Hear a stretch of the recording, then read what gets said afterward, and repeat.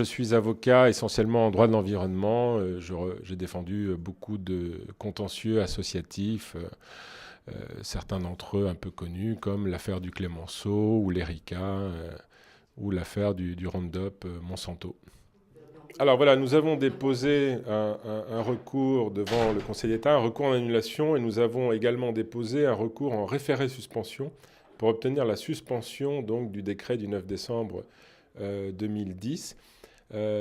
Nous avons déposé le 27 décembre et nous avons eu la très bonne surprise, c'est une première victoire, de voir que cette affaire a fait l'objet d'un audiencement par le Conseil d'État dès le 28. Dès le 28 décembre, nous avions une date d'audience et l'audience se tiendra donc le 21 janvier 2011 à 13h30 au Conseil d'État. Alors, ce recours en annulation a été fait pour un collectif de 81 producteurs ou membres de la filière photovoltaïque, donc pratiquement une centaine de personnes, qui est regroupée par Écologie sans frontières et Touche pas à mon panneau, qui est présidé par Ariane Vénin. Et l'objectif donc, de cette action, c'est évidemment d'obtenir l'annulation de ce fameux décret qui produit des effets très néfastes pour la filière, mais comme l'annulation ne pourra intervenir que dans un délai de 8 mois à 1 an à peu près, puisque c'est les délais que prend le Conseil d'État habituellement pour juger cette affaire, nous avons décidé de faire également une demande de suspension du décret de manière à ce qu'il ne produise pas d'effet avant que le Conseil d'État ait statué donc sur l'annulation ou pas de ces mesures. Voilà, et c'est ça qui est important. Et il faut que vous sachiez que nous sommes à ce jour, avec d'autres petits producteurs, les seuls à avoir demandé la suspension de ce décret, puisque ce que j'ai compris, c'est que les syndicats professionnels, eux, ont demandé simplement l'annulation, mais n'ont pas pris pour l'instant de mesures de sauvegarde urgentes.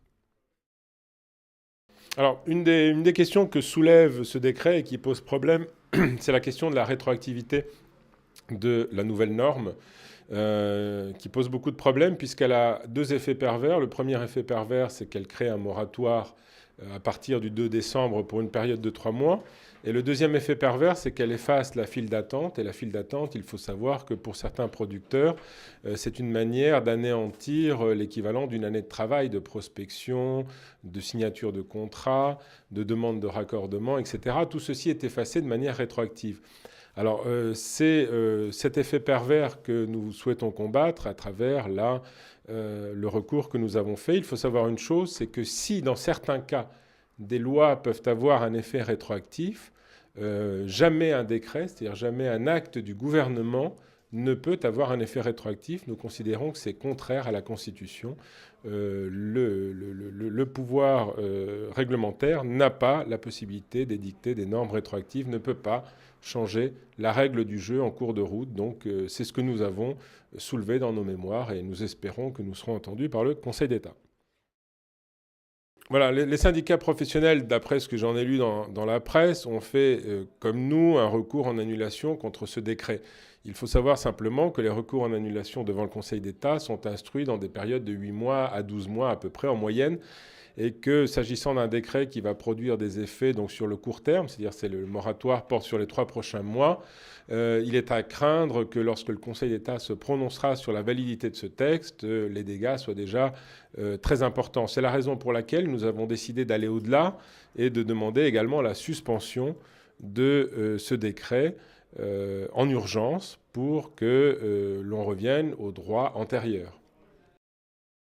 Voilà, alors simplement, je voudrais préciser que les syndicats professionnels sont naturellement les bienvenus et puisqu'une audience est fixée au 21 janvier prochain à 13h30, ils sont encore à temps de se joindre à cette procédure et nous les y attendons évidemment avec impatience.